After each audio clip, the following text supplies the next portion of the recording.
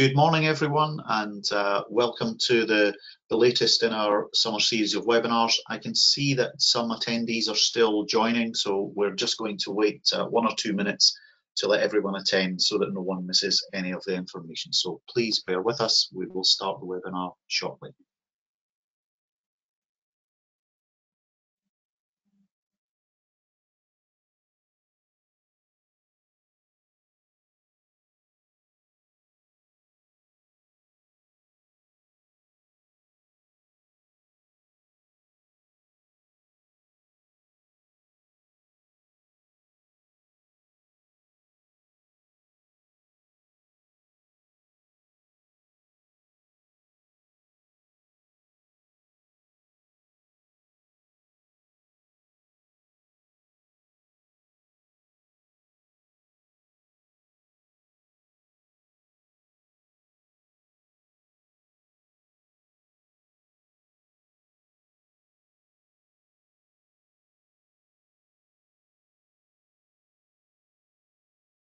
Okay, it looks like we have most of the registrants in attendance now, so we will get started.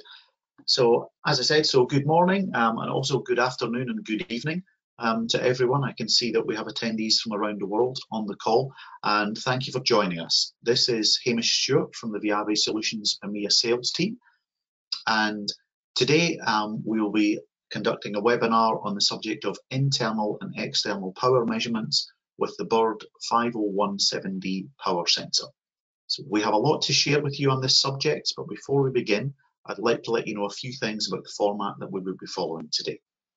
The webinar is being recorded and will be available for you to review and share with your colleagues in approximately 24 to 48 hours. We will send an email to all attendees which have a link to the recorded session. And finally, all lines are on mute, but we are monitoring the chat window and will try to answer your questions at the end of the webinar. If we are unable to do so, however, we will reach out to you individually to ensure that you get the answers that you seek. And now I'd like to turn over to our speaker for today, Barry Hack. Over to you, Barry. Thank you, Hamish. Hope everyone can hear me okay. Welcome to our latest. Coming through loud and clear. Fantastic. Welcome to our latest webinar, and we're going to be talking about power measurements with the Bird 5017D power sensor.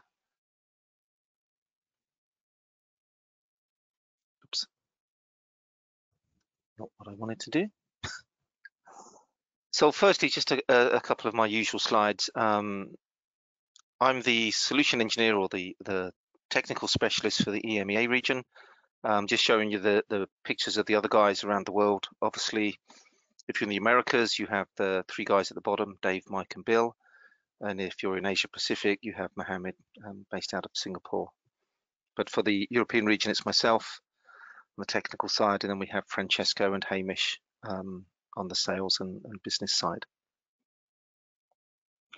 Brief history of Viavi, and this is focused on where the radio test set technology has come from, rather than the whole of Viavi.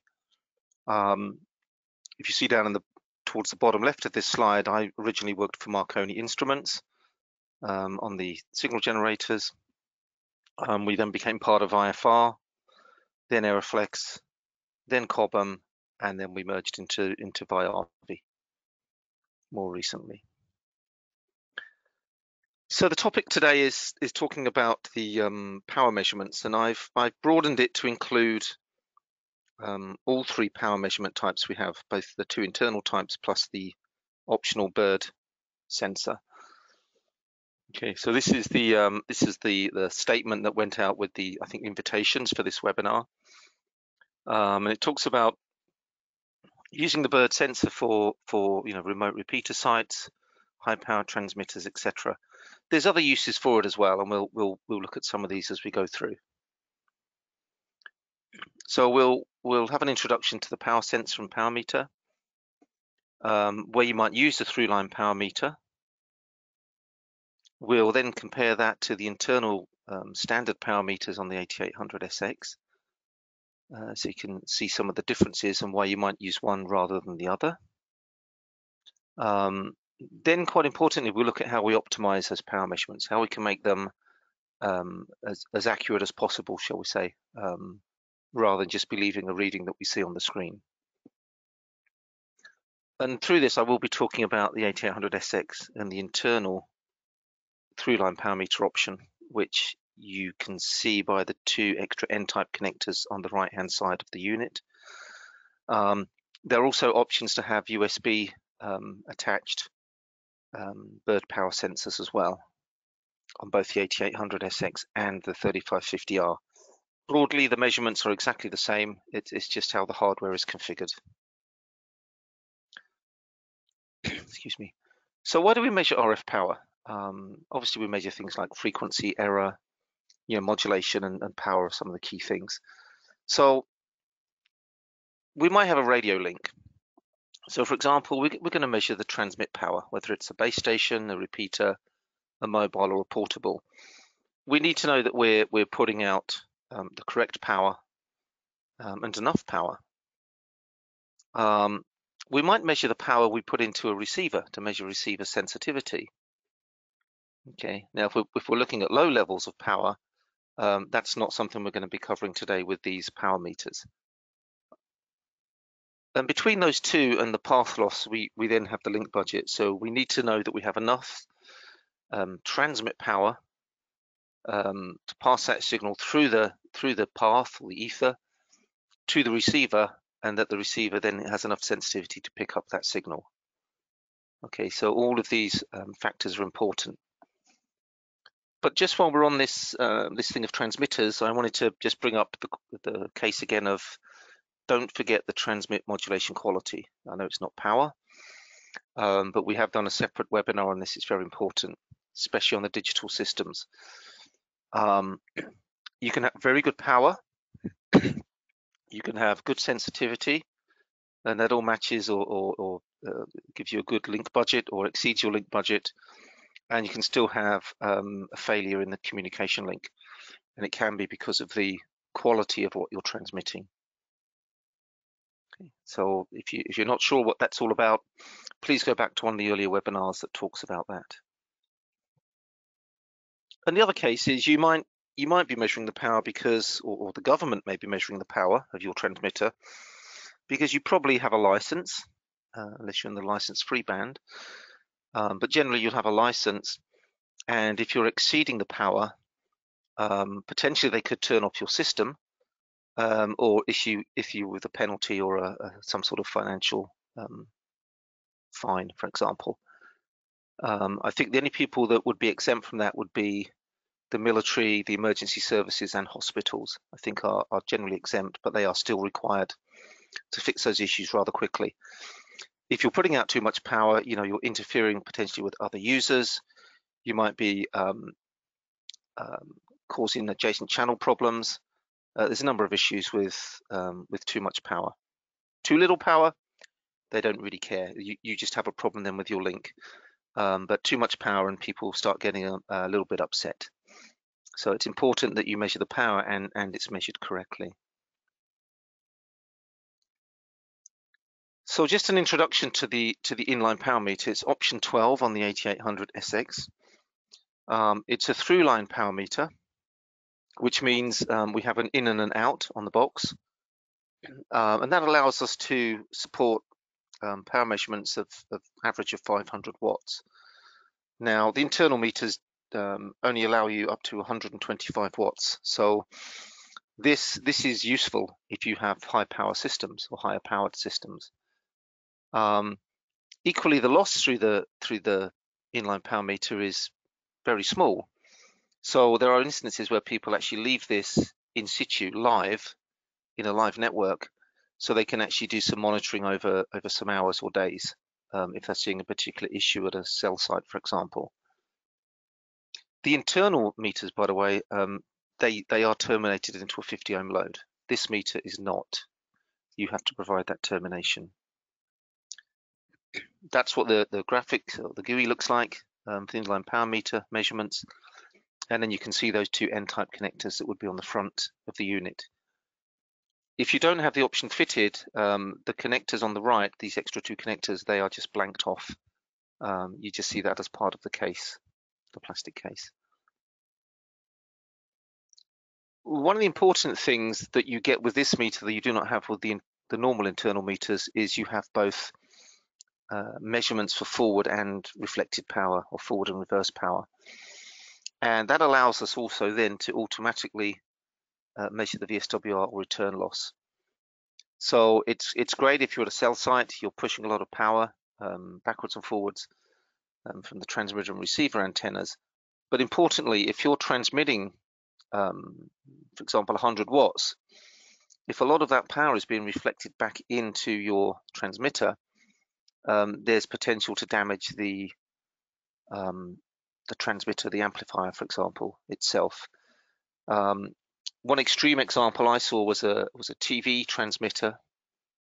Doesn't fit in the scope of this power meter, but they had a bad match on the transmitter, and the pipe, which is about it's about 8 inches in diameter for the transmission line, actually melted. So you can see how you can have a lot of issues with mismatch and reverse power destroying part of your system. You can use the meter for analog signals and digital signals. When we get to digital signals, you'll see later we have to add a duty cycle, how often the signal is on rather than off, or what percentage of the time. But we'll cover that in more details as we go through the presentation. For the external version of this, which is effectively the bird meter plugged into the USB port on the test set, that's option 13 on the 8800SX. And in fact, there's another option, option 20, where we can use a Rohde & Schwarz sensor instead of the bird sensor. So you have a choice here of what you use.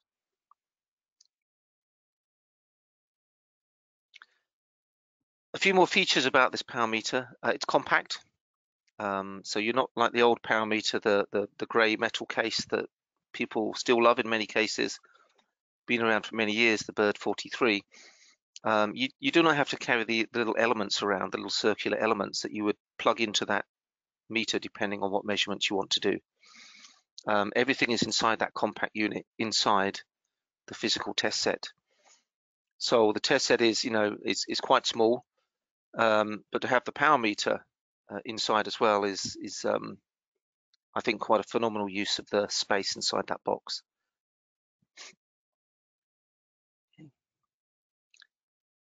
In terms of measurements, you can measure in watts or milliwatts or microwatts, and you can measure in dBm. You can choose which units to use. You need to put an offset in for any cable losses or transmission path losses that you need to account for in the system, up to the point where you go into the power meter. So if you have a transmitter, you may have some meters or some feet of cable between the transmitter and the through-line power meter, and you want to add that in as an offset into the user interface here. And remember, the negative offset is for loss, a positive offset is for gain.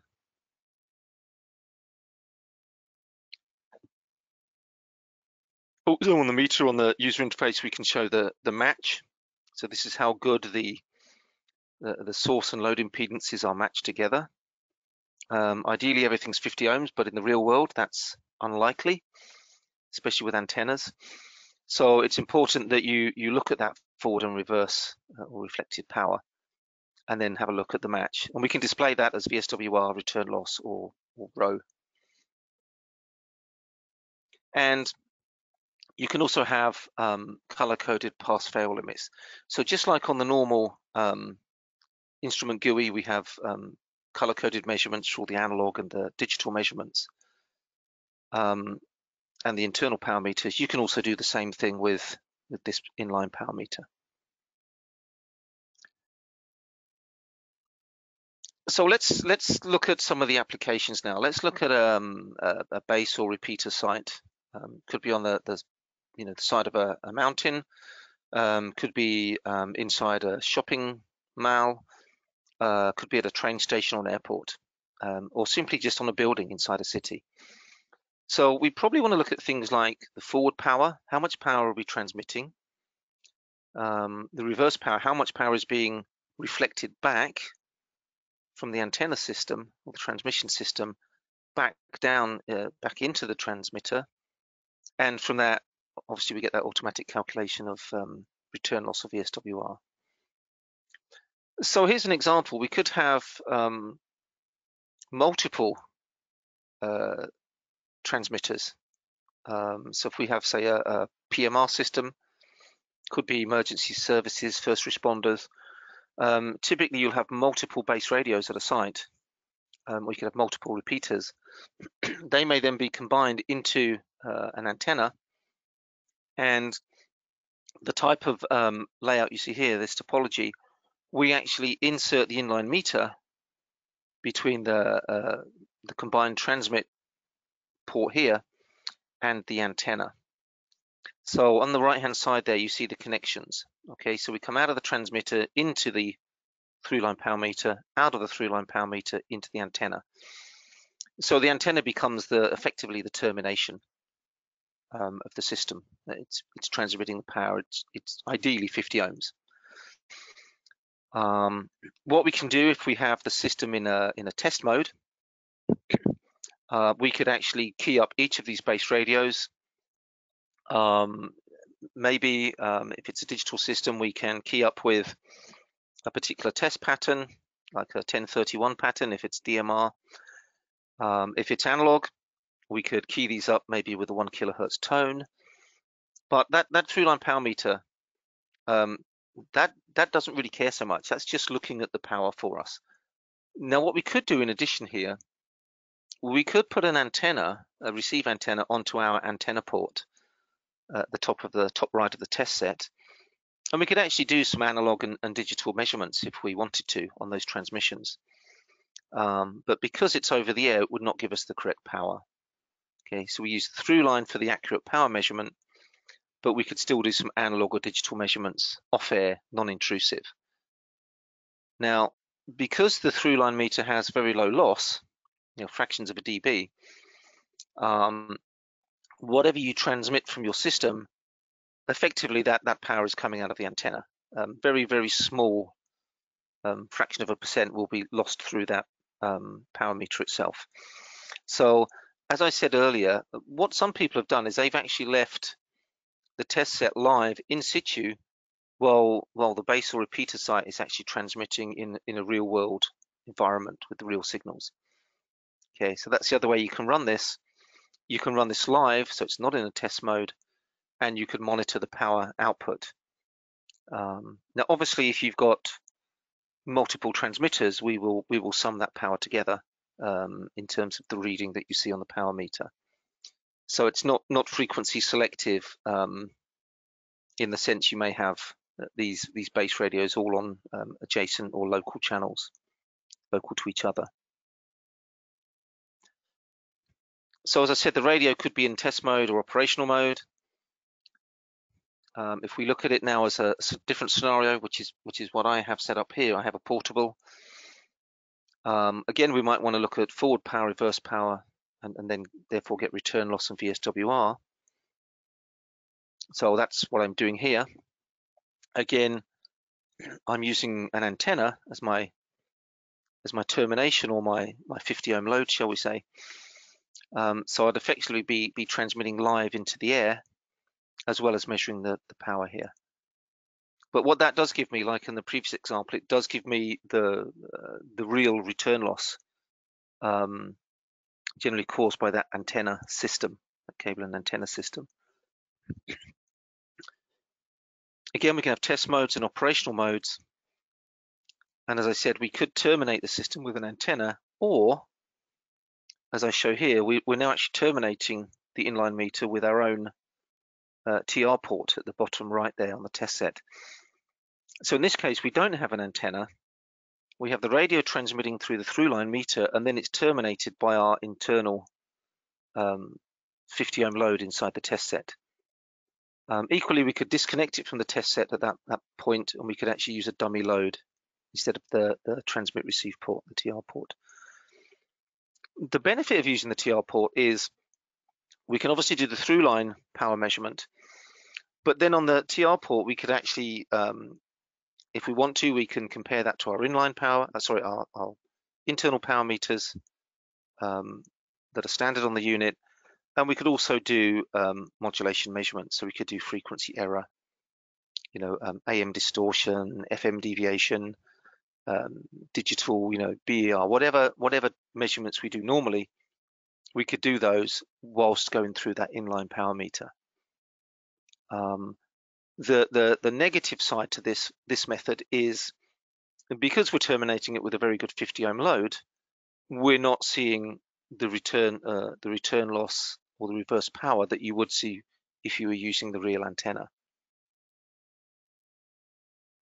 Okay. If we get time at the end and I show you something live, I will show you both with the TR port being the termination and using the radio's antenna as the termination. You'll see a very significant difference in the reverse power. If you're doing power measurements, anyone who's used a benchtop power meter, I've used ones, GPIB controlled meters in production test racks.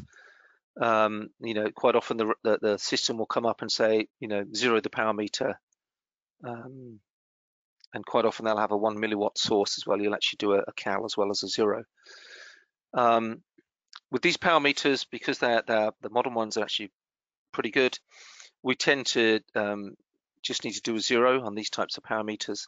So what we're doing now is zeroing out effectively the noise. So we do a zero. We make sure that power is removed from any of the ports. It's easy if you have a radio connected, you say, okay, I'll disconnect the radio. But remember, if you have an antenna connected, there may be signals in the air that are coming in on that port via that antenna. So also disconnect any antennas you have on the test set. Okay, you get a message when you try to zero the power meter. Remove those potential power sources. It'll then start zeroing the meter, and a few seconds later, it will tell you that it's completed.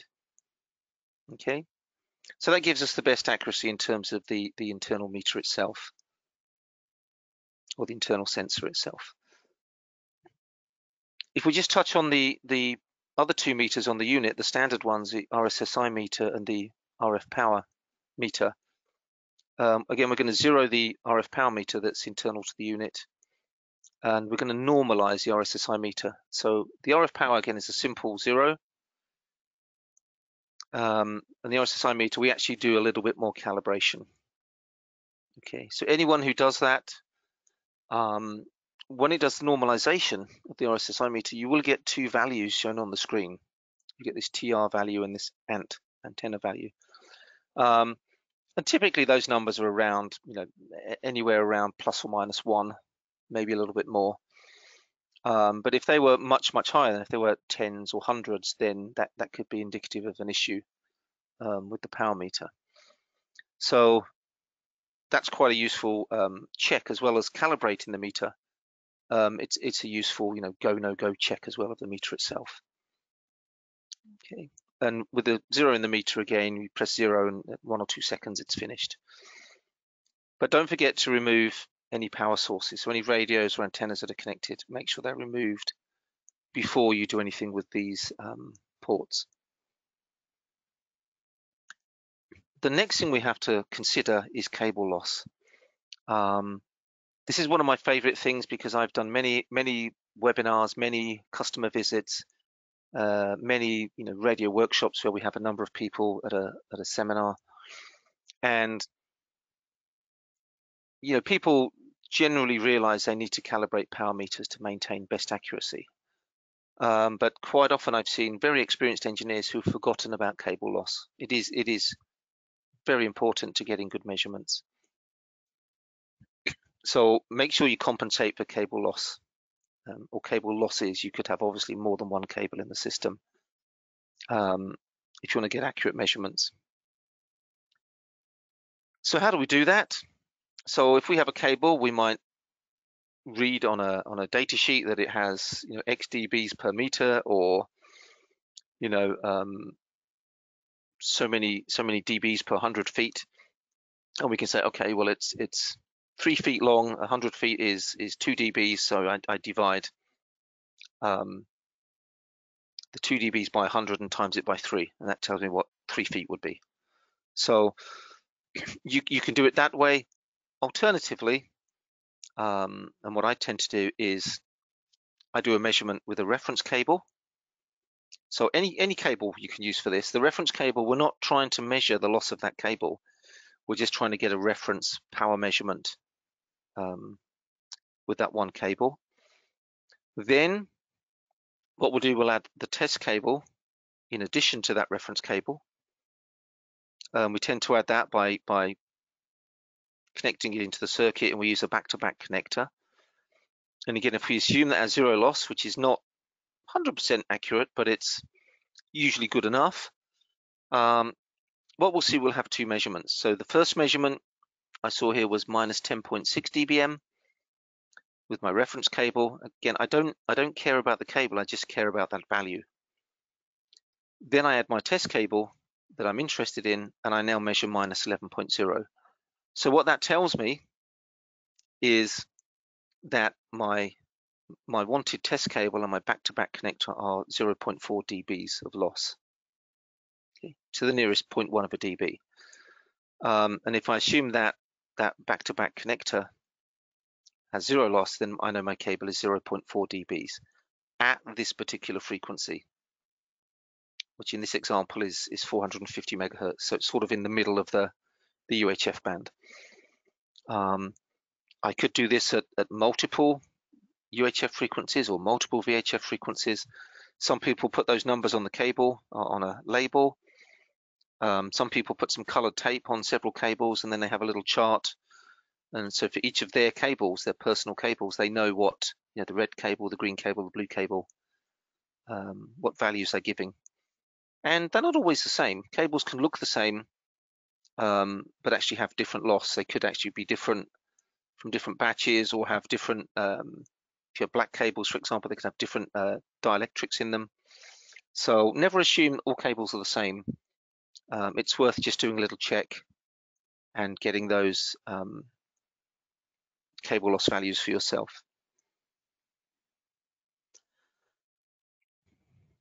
If we look at the match now, I talked about the forward power and reverse power, or reflected power, and it gives us a value for the match.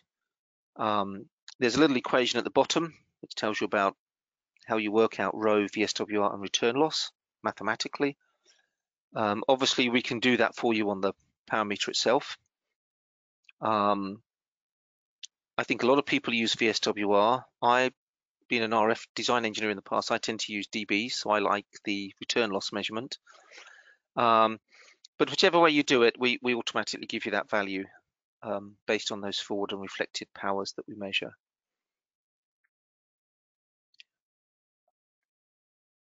Now, the other thing you'll notice on the power meter is there's different measurement types that we can do with the inline meter.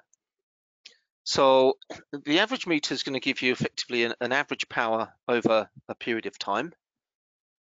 So if the power is something like FM or CW, it's going to be constant. If it's AM, it's obviously going to be modulated in sympathy with the voice, for example. And if it's digital, it's potentially bursting on and off. Now you can still use the average meter with those digital TDMA systems, but DMR, for example, 2 time slots, it will burst on and off. Some other systems could be like NXDN or P25 phase 1. You know, some of those radios will be constantly on. So you need to know which is which, and we'll come on to that later. There's a peak measurement type.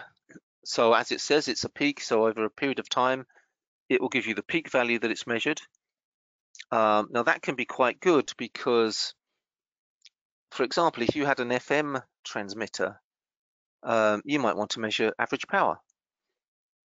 But if there was a, when the transmitter comes on, when you first key the transmitter, could be a walkie-talkie, could be a ham radio, could be a first responder network. As you key the transmitter, quite often what happens is you'll get some overshoot. And that overshoot could be, you know, 1 dB or 20, 30% increase in power. So you have a little overshoot and it will settle down. So you could use the average meter to measure the average power, which is really what you're looking for in general, but you could use the peak meter to try and catch that transient peak at the start of the transmission. So that would be one example where you could use that. Or you might want to use peak power to measure the peak of an AM signal, the AM envelope, and the average power to get the average power. Then from the two of those, you could work out the depth of the modulation, for example. There's a burst meter. Now, typically, I would use the average meter for the digital PMR radios, but the burst meter is really for signals that are bursting on and off, and you can then see the duty cycle. It works that out for you as well. But I tend to use the average meter for all my measurements, and I'll show you how I do that later. There's the crest meter. So this is effectively giving you crest factor. So it's giving you the ratio of the peak to the average power measurement. Again, you know, I've done this many times in the past when I've been testing amplifiers, but you can test transmitters effectively. The last stage of that transmitter typically is a power amplifier anyway. So you can look at crest factor. Of course, things like FM, you may not have a very high crest. The peak and the average should be broadly similar. But if you had some of the digital systems or AM systems, the crest factor could be quite high. So for example, for Tetra, the crest factor can be, I think it's up to 3 dBs. Okay, the peak to average ratio. And then the last type of measurement we can do with that meter is a CCDF. So here we can, for a defined power level, we can say what percentage of the time the signal is above or below that particular power level. So quite often you can see CCDF curves in documentation, but in this case we'd actually set one power level and then get a percentage of 65% of the time the power is below that threshold. So if we move on to duty cycle. So what the duty cycle setting does, it allows us to compensate for signals that are non-continuous. So signals that are always on, for example, could be an FM radio, could be a Tetra base station, or maybe a P25 control channel, for example. Signals that are bursting on and off, for example, DMR is a 2-time slot digital TDMA system. So normally you've got a 50% duty cycle. It's on half the time, it's off half the time. Tetra portables, mobiles tend to transmit 1 in every 4 time slots, so that's 25%. So again, you need to use the correct value here to compensate for the power measurement. Okay. So here's an example, and if you look at, assume you can see my mouse, if you look at the forward power on the inline meter on this top screen, I've set the duty cycle to 100%. You see I'm measuring 0.62 watts of power. Okay, and this is a DMR radio, but I've still got my system here set up as if it was an FM signal. If you look down towards the bottom right in the second picture, I've now set that duty cycle to 50%. You can see my power is now effectively doubled, which is what you would expect. So because it's only on half the time, it's actually doubled the power here. It's compensated for that duty cycle. So now the measurement I'm getting on the bird power meter is broadly similar, very close to the RF power meter I have inside the test set itself as a standard option or as a standard feature. And one of the things to note here is the different power meters. The internal RF power average meter, that will be measuring power. So that's just measuring power. It doesn't know the signal's bursted or not. So that should really be used for continuous amplitude signals like FM and CW, those type of signals. Anything else, it will bounce up and down. So for a TDMA system, if the signal's off when it measures it, it'll read 0, and if it's on, it'll measure the nominal power, which is what I've captured here. So this RF power meter average here, I've had to freeze the screen and a few times until I got the value that I wanted. Otherwise, it's going to sit around, you know, down at some microwatts and then suddenly bounce back up to 1.25 watts. So be very careful if you use the internal RF power meter. It's not designed for these type of bursted or pulsed radio systems. The inline meter, yes, it is, and the RSSI meter, yes, it is.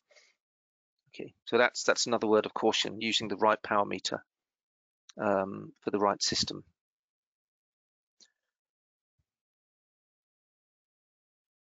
As I said, duty cycle is important.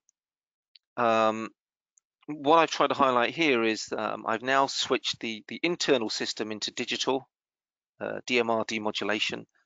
So I'm measuring just under 1 watt of power on my internal meter, but even with correction, my through-line meter is giving me a different value of power. Okay, so I've got 0.94 watts on one meter, on the other one I've got 1.24 watts. Which one is correct? They're both correct. Okay, and I'll try and explain that a little bit later. Everything has a tolerance, so actually both of these values are correct. Which one do you use? That is the question. Okay, and again, we'll discuss that in further detail. But for the DMR system, you know, we've said it's a 2-slot system, so it's on 50% of the time. Well, is that strictly true?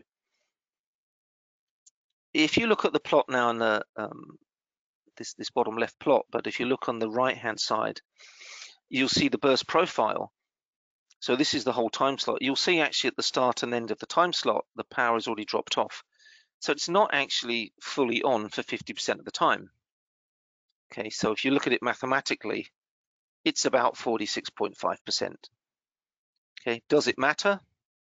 Well, if we put in a duty cycle of 46%, you see my power now has changed from 1.24 watts to 1.31 watts. Again, that's probably within the limits of the power measurements we're trying to make anyway.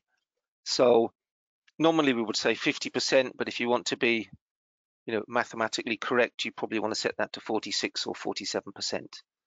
Okay, and similar things for Tetra. We'd choose 25% nominally, but maybe you want to set that to something like 23% or 24%. Okay.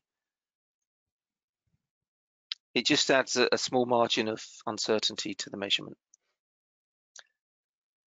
So talking about uncertainties, check the datasheet specifications. Are all the specs the same dimensions? So I know people compare one radio test set to another radio test set.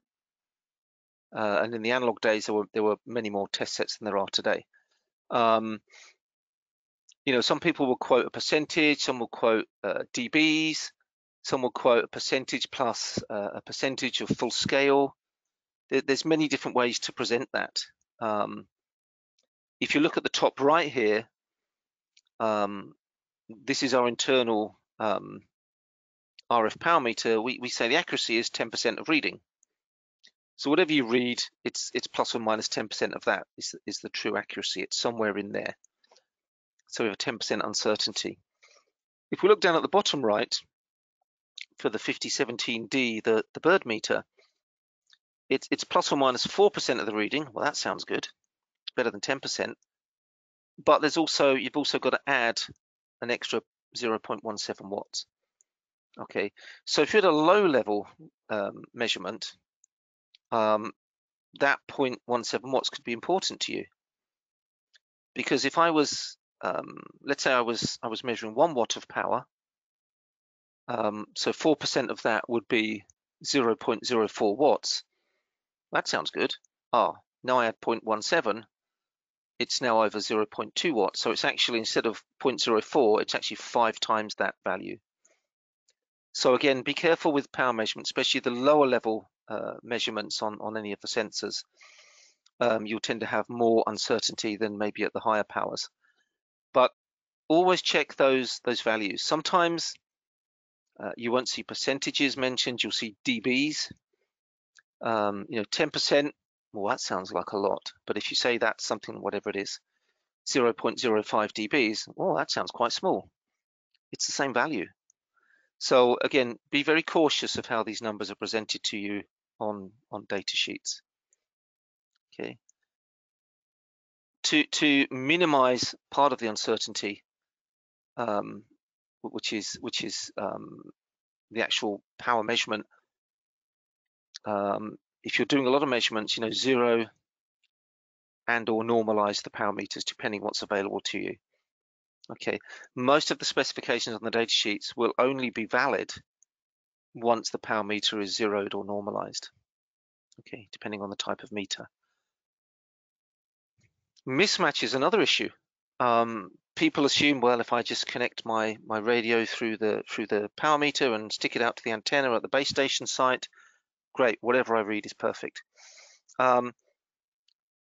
It is a good thing with the bird meter because we're actually showing forward and reverse power. So we see the mismatch in the reverse power, but it's not impacting the forward power so much as other systems might. So that's one very good reason to use that bird meter. If you're on a live site or you have a power transmitter and a cable feed and an antenna up a tower, being able to separate out that forward and return power is very important. Okay, but the best power measurements you get when you have a perfect 50 ohm terminational load. Nothing is ever perfect. We get it as perfect as we can. And antennas are probably a lot worse than those terminations. Just popped up another little picture snippet of the specification for the 8800SX. And this shows the how good the ports are on the 8800SX test set. So 1.2 to 1 is pretty good match. Now 1 to 1 would be perfect. Even national standards labs can't get 1 to 1. They can get very close, but you'll always have some mismatch. So rule of thumb, normally if it's better than 2 to 1, it's sort of okay. If you're trying to do accurate measurements, you want to be down in this 1.2 to 1, 1.1 to 1 region. The antenna and generator ports are at 1.5 to 1. That's okay. And again, remember, these are specifications. We're generally, everybody's products are generally better than what they specify, because they have their own uncertainties to include in these specification points. So just to summarize, there are different power meters available. So we have 3 different power meters in the box for different measurement applications. Okay, some systems you're generating constant amplitude, i.e. FM, CW, some of the FSK systems like P25, DMR and XDN. Apart from when they're bursted, when the signal's physically on, it's constant amplitude generally. You will see a little bit of FM to AM conversion because of nonlinearity in the system. So you might see a slight amplitude ripple, but generally they're constant. Then you have things like AM systems where we are physically modulating the amplitude. And then you'll have the TDMA systems where we now either have bursts of power, or for example with Tetra, we are modulating both amplitude and phase at the same time. So you will see an amplitude component. So make sure you understand the measurements you're making and what power meter you should be using and which one will give you the best, most accurate result. The different meters handle different maximum powers. So the through-line meter on average is 500 watts.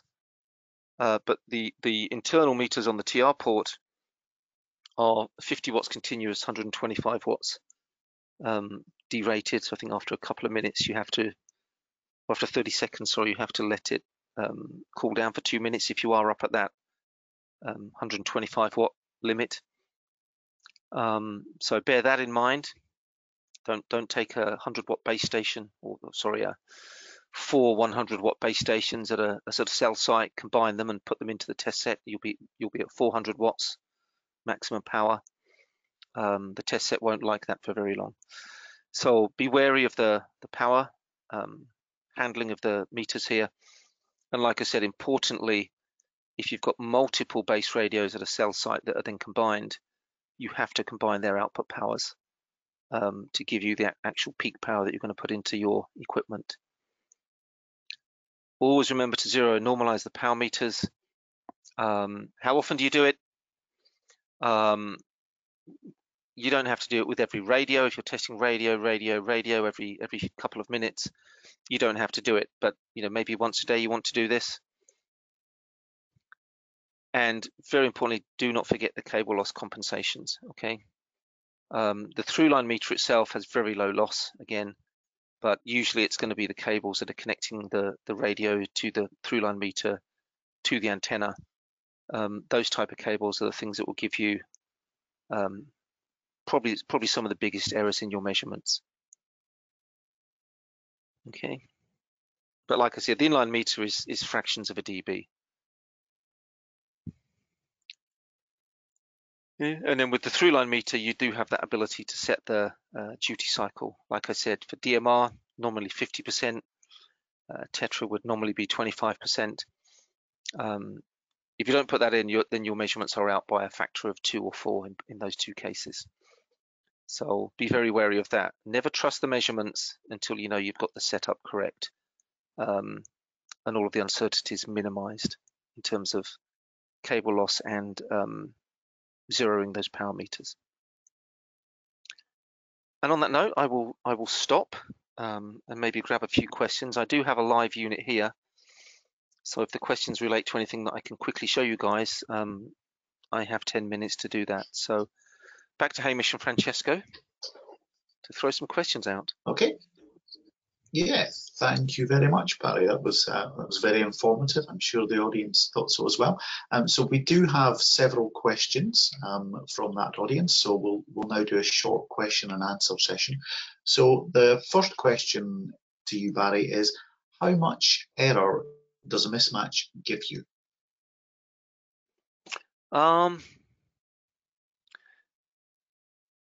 It depends on the mismatch. The higher the mismatch, the more the error. And what's important here is both the source and the load impedance. The closer you can get 1 to 50 ohms, the lower the uncertainty. Something I was looking at earlier, yeah, I still have it open, I think. So I hope you can see, I've just thrown up a PDF document now. Yep, we can. Okay, so if one side or the other is exactly 50 ohms, there is no mismatch, no matter how bad the other side is, because one side is a perfect 50 ohms. But as one side starts to go up and the other side starts to go up, so let's say my radio was source VSWR was 1.3, and my test set we saw on the spec was 1.2, then my error is plus or minus 0.1 or 10%. Okay, so you start to see significant errors depending on those VSWR, those mismatches. So yeah, we can make this table available if anybody wants it. It's part of an old RF datamate that we used to provide. You can find things like this on the web as well. I'm sure if you Google it or go to Wikipedia, you'll find similar tables to this. But if anyone wants it, just let Hamish, Francesco, or myself know. We can get you stuff like this. But I hope that answers the question. The more the source or load impedance is not 50 ohms, the more uncertainty you'll have on your measurement. Okay, and there are ways to try and minimize those uncertainties as well. Okay, all right, thanks, Barry. So the second question that we have is, how do I know which power meter to use? That's a good question, and I alluded to that, I think, in the actual presentation. Let me just see if I bring the meter up or the unit. Hopefully you can now see the 8800. So in terms of accuracy on the meters, the most accurate meter would be the Bird through-line meter. Okay, generally, remember there are, if you're down at that 4% plus 0.17 watts, if you're down at the lower levels, like a watt, it may not be the most accurate. But that's something like 4% plus, 0.17 watts added to the reading. The next one is the RF power meter, which is 10%. Obviously, we're generally much better than that. And then the RSSI meter actually has the worst spec of the three. But the RSSI meter is the one you want to use for, in terms of these two here, that's the one you want to use for things that have amplitude components, so AM or the digital bursted systems, for example, because that will be taken into account by the digital signal processing and displayed more accurately here. If it's FM, internally at the standard unit, the RF power meter that's in the unit as standard, or the inline power meter if you have that option. Okay, like I said, if you don't have it in your box, you can always buy the external, the option 13, the external version of that through-line power meter. And some people already have the power meter. They use it with a computer and the Bird software, so there's nothing to stop you, using that with the unit and having the software option. Okay, so different meters for different measurements. If people need anything more on that, again, drop us an email or send an email into your local distributor or regional Viavi sales manager, and we can get back to you with that if there's particular specific systems people want to talk about. Okay, thanks for that, Baz. Now, you mentioned the through-line power meter there, so that relates to one of the other questions that we have. So the question is, if I use a through-line power meter, does an antenna give worse results than a good 50 ohm load? My answer to that is yes and no, because it depends what you're trying to measure. So, I mean, let me just turn this radio. I've just got a 1 watt FM portable here. But let me just power this up and see what we get. No, I haven't calibrated the meters yet, so this is actually will show you something else. So I'm literally transmitting FM. Hang on, that's not right. Okay. So first of all, set the correct duty cycle. Sorry, I'm transmitting 5 watts. Yep, this is on the high power. So this is a 5 watt radio. So first of all, what I'm seeing on the Bird meter, I'm seeing 4.5 watts, a little bit of reflected power, and a pretty good match. It's better than 1.2 to 1. Now, in fact, my termination here is I'm going through the inline meter, and then I'm going from the output of the inline meter into the TR port of the test set. So if you remember, our data sheet said the match was better than 1.2 to 1. If I assume the radio has no impact, the match I'm seeing here is 1.13 to 1. So really what I'm measuring there is how good is that TR port as a match. So yes, it's better than 1.2. Okay, so I'm generating nearly 5 watts. I'm reflecting 14 milliwatts. So that's a very good match. Okay, let me just quickly disconnect this and plug in. So now I'm actually coming out of the Bird through-line meter into the antenna. I have a bit of cable there, but I'm going through the antenna. Now if I transmit, and what I'm going to do here, if I open this bottom bar here, I'm just going to press the snowflake and freeze that display, okay? So let me just dekey that. So now I'm transmitting 3.6 watts according to the meter, which was less than 4.5 before. But I'm actually reflecting, I should put this into watts, I'm actually reflecting almost 1.2 watts of power back into the radio. So now you see my match is a lot worse. Okay, so be careful with the antennas. And the other classic thing that will happen is if you're playing with a lot of portables, you might have a UHF radio and mistakenly someone's put a VHF antenna on it. So that will give you a very, very bad match. So this is like you would do with a base station site as well, for example. You want that forward and reverse power because, okay, I now see I have a poor match. Why is that match so bad? Is it the antenna's broken? Do I have an issue with the cable? And if I just physically take off the antenna now, okay, and again key the radio.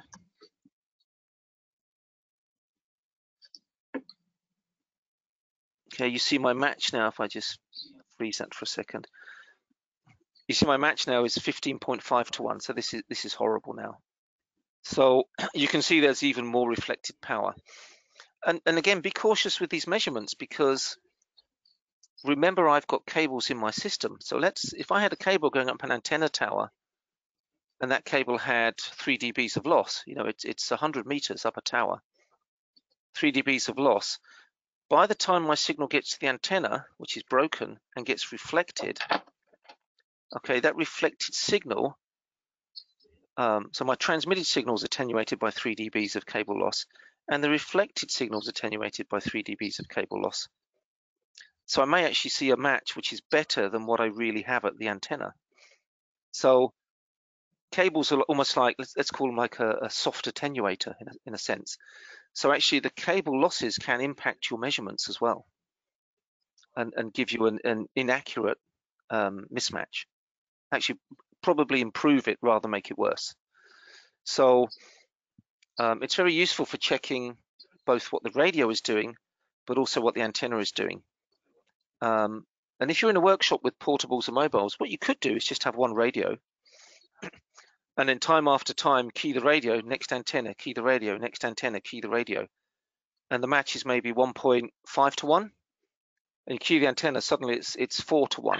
Okay, now I know I have a bad antenna. So you can actually check all the antennas you have. You have a batch of 100 radios. You can check 100 antennas just by using one radio and the bird power meter, this inline power meter. So that would be another use for the power meter. Okay. I hope that's answered that question.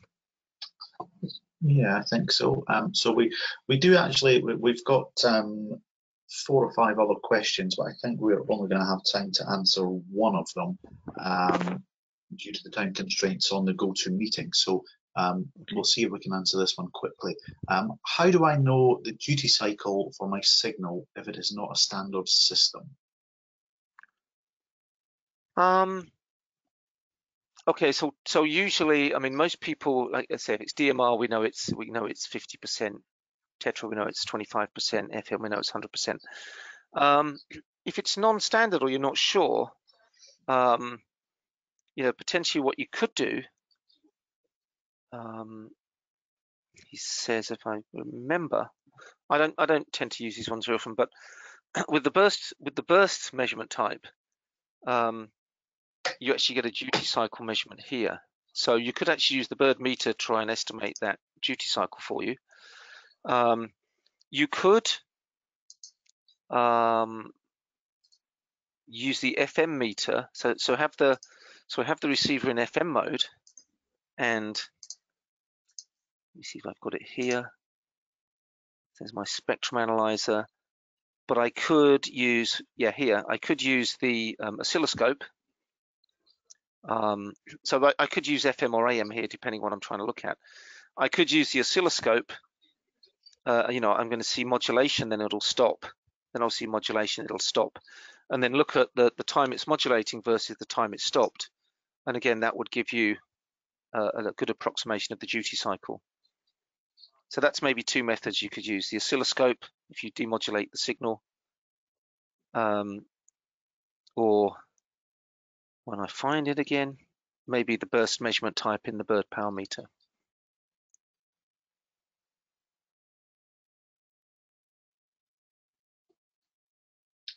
Okay, so I think that's all we really have time for today, Barry. We've run over slightly. So thanks again, Barry, and thanks to you all for joining our webinar today. We will do our best to get the answers to the other questions out along with the webinar recording. And if you think of any more questions or would like further information, please reach out to either Barry, myself, Francesco, or your local sales partner that we have for the AFCON product line.